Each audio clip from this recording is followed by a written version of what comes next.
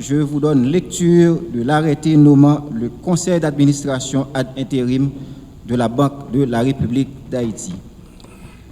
Vu la Constitution de la République d'Haïti, vu le Pacte national pour la stabilité et l'organisation des élections en date du 21 février 2026, publié au journal officiel Le Moniteur spécial numéro 7 du 23 février 2026, vu la loi du 17 août 1979 organisant la Banque de la République d'Haïti, la BRH, vu le décret du 27 mars 1985 modifiant les articles 9 et 17 de la loi du 17 août 1979 organisant la Banque de la République d'Haïti, vu le décret du 13 mars 1987 réorganisant les structures du ministère de l'Économie et des Finances, vu le décret du 17 mai 2005 portant révision du statut général de la fonction publique, vu le décret du 17 mai 2005 portant organisation de l'administration centrale de l'État, amendé par celui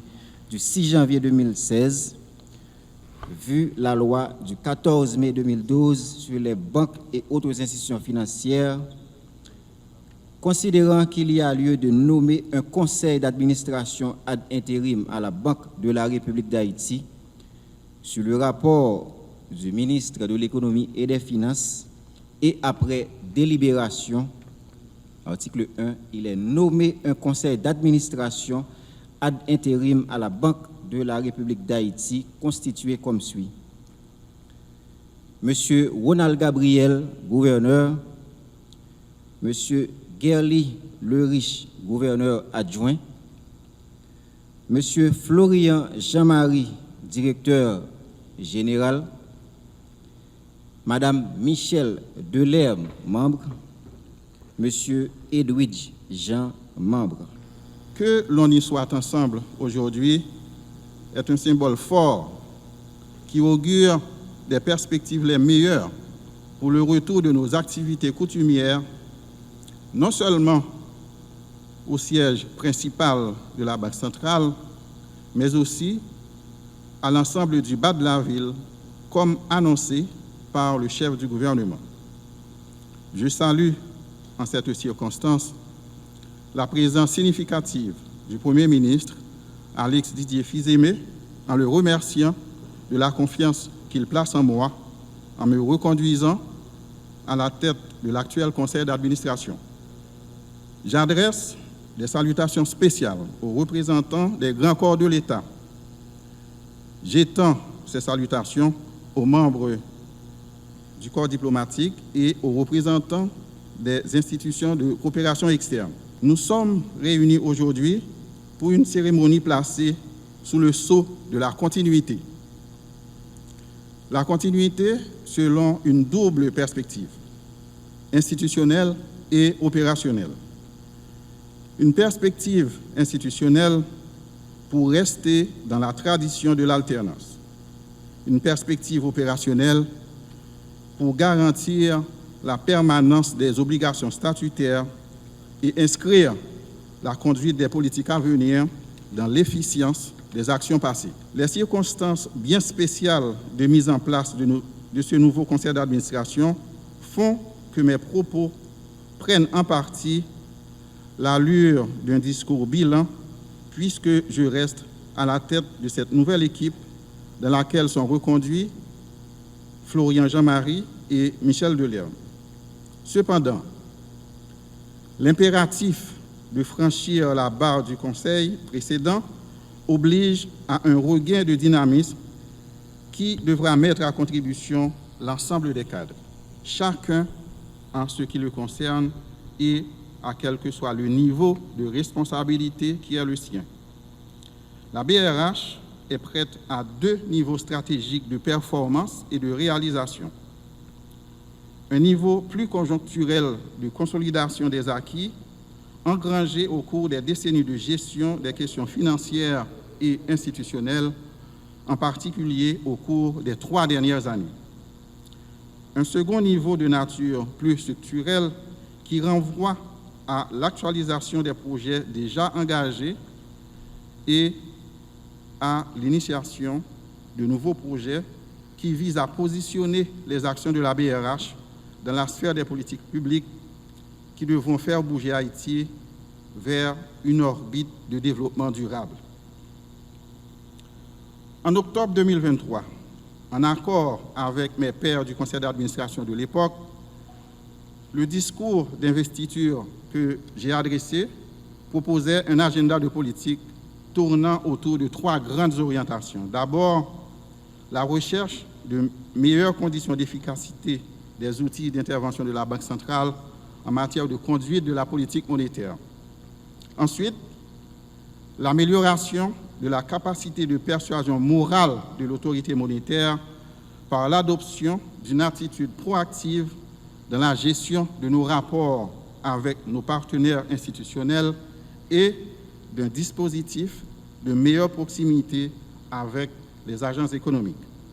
Enfin, le renforcement de l'ingénierie institutionnelle de la BRH sur le long terme pour adresser 2 ordres corrélés de préoccupations tenant à la création d'un marché financier viable et à la mise en place d'un niveau suffisant de capital humain au service des ambitions institutionnelles et sectorielles. Au terme du mandat du Conseil sortant, je voudrais noter le fait significatif que les résultats sont probants et parlent d'eux-mêmes. Les procédures qui conduisent aux différents niveaux de prise de décision dans la conduite de la politique monétaire sont dans un processus continu d'amélioration. La systématisation d'une culture de validation des données utiles aux déductions analytiques est maintenant la règle. Le cap d'une vision de moyen et de long terme de la politique monétaire a été renforcé par la mise en œuvre d'un ensemble cohérent de mesures propres à accroître la crédibilité de l'institution. Enfin, la consolidation du socle institutionnel est une entreprise constamment à l'ordre du jour. Dans ce domaine, l'accent a été mis sur l'efficacité dans la conduite des opérations de l'institution et dans la stratégie des actions qui en assurent la pérennité. Mesdames, Messieurs, les paragraphes précédents présentent un bilan des objectifs réalisés dans le cadre de l'agenda mis en œuvre sur les 3 dernières années. La conclusion que je voudrais en retenir est qu'il établit à un niveau élevé le contenu et la qualité qui devront guider l'action de politique du Conseil entrant. De ce côté, la clé de succès est tout indiquée. Il s'agit de bâtir dans la continuité les conditions de mise en œuvre d'une vision non pas différente, mais adaptée à la nouvelle réalité que nous voulons construire. Cette réalité, je crois, sera faite de ce renouveau institutionnel qui pointe à l'horizon pour le pays. La démarche du nouveau Conseil sera de renforcer les actions entreprises ces dernières années et de projeter les pans de politique que nous imposera le nécessaire agenda d'une croissance enfin retrouvée. J'éprouve un réel plaisir à procéder ce matin à l'installation du nouveau conseil d'administration de la Banque de la République d'Haïti au centre de convention et de documentation Antonio André au bas de la ville. Je ne doute pas que tout le monde se demande pourquoi le choix de cet espace en ville. La réponse est claire. Il s'agit d'un signal d'engagement de mon gouvernement à restaurer progressivement un climat favorable à la relance des activités au bas de la ville. Permettez-moi, avant d'aller plus loin, de féliciter les membres sortants du conseil d'administration de la BRH pour leur parcours exemplaire et leur apport inconditionnel à la BRH pendant de nombreuses années. Et leur rapport inconditionnel pendant ces nombreuses années et surtout pendant ces 34 derniers mois. Ils ont dû faire face à des défis, tant sur le plan interne que sur le plan externe, nous avons eu des défis sans précédent. Mesdames, Messieurs, les membres du nouveau Conseil, en acceptant ce poste au Conseil d'administration de la BRH, je suis convaincu que vous êtes conscients des défis qui vous attendent, des attentes du gouvernement, de la population, ainsi que des acquis à consolider pour contribuer à la poursuite du processus de désinflation observé dans l'économie depuis novembre 2025, un élément important dans le cadre des objectifs de stabilité macroéconomique et de promotion socio-économique poursuivis par le gouvernement. Le gouvernement salue les avancées réalisées par la BRH au cours des 3 dernières années en particulier, tant dans la conduite de la politique monétaire que sur le plan institutionnel.